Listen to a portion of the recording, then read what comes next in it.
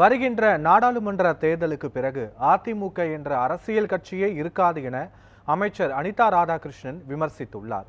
திருச்செந்தூரில் நடைபெற்ற பொதுக்கூட்டத்தில் இது குறித்து அவர் பேசியதை மகாயுத்தம் மேடை பகுதியில் பார்க்கலாம்.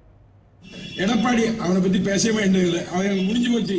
இதோட கட்சி அவுட், இதோட கட்சி அவுட்.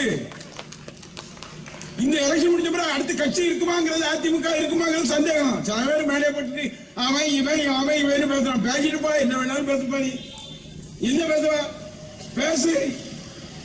அடுத்து இங்கதான் வந்து இருக்கணும் எங்க கிட்ட. அதனால எடப்பாடி முடிஞ்சு போச்சு. மற்றது பற்றி சொல்ல முடியல. டிடி இருக்காரு, ஓபிஎஸ் யாருன்னு உங்களுக்கு தெரியும்.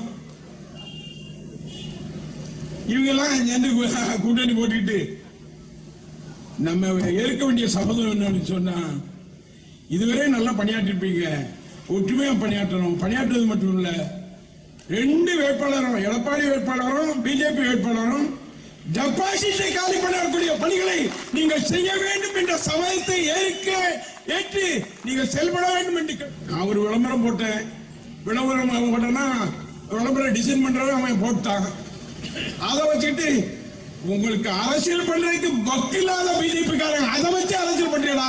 பாரதத்தினுடைய பிரதமராக இருந்துட்டு அண்ணாமலை கேட்ட, நீங்க வா இந்த தேர்தலில் நில்லு, இங்க தூத்துக்குடியில நீ டெபாசிட் வாங்கினா நான் அரசியல் விட்டே போயிடுவேன்னு சொன்னேன்.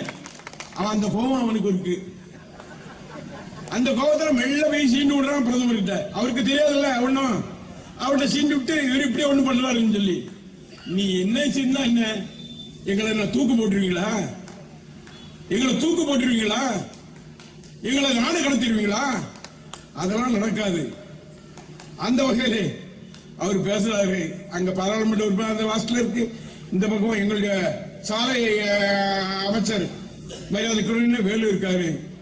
ஒரு அரசு விழாவில் ஒரு பிரதமர் பேசணும்னா அந்த நாட்டினுடைய நான் என்னென்னலாம் செய்தேன், என்னென்னலாம் செய்ய போறேன் அதை பேசுறதை விட்டுட்டு எங்களுடைய மாநில அரசாங்கத்தை இல்லாத பொல்லாதன்னு சொல்லி நீ சொல்றான்னு சொன்னா நீ ஒரு பிரதமரா?